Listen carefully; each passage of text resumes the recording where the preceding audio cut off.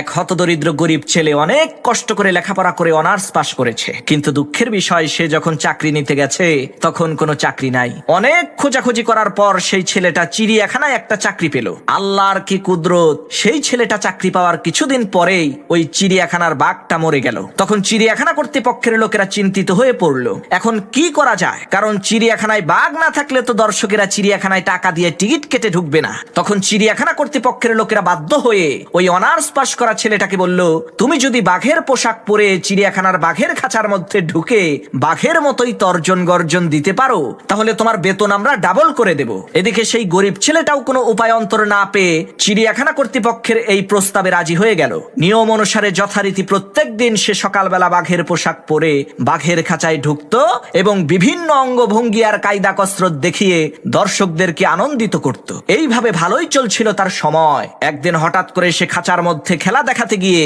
খাঁচার সেই পুরাতন বেড়া ভেঙে তার পাশেই থাকা সিংহের খাঁচার মধ্যে গিয়ে পড়ল। এখন সেই বাঘ বেচারা চিন্তা করছে, সর্বনাশ, আজ বুঝি আমার আর রক্ষা নাই। আমি যে কোন রকমের বাঘ সেটা তো চিড়িয়াখানার দর্শকেরা বুঝতে না পারলেও আমি তো জানি। আজ এই সিংহের পেটেই আমাকে যেতে হবে। এই চিন্তা করে সেই বাঘ বেচারা দোয়া দরুদ পড়া শুরু করেছে। অমনি ওই সিংহ বলতে লাগলো, বাঘ ভাই, তুমি চিন্তা কইরো না, আমিও সিংহ না, আমিও তোমার মতো অনার্স পাশ করা একজন বেকার ছেলে, পেটের দায়ে সিংহ সেজে খেলা দেখাই।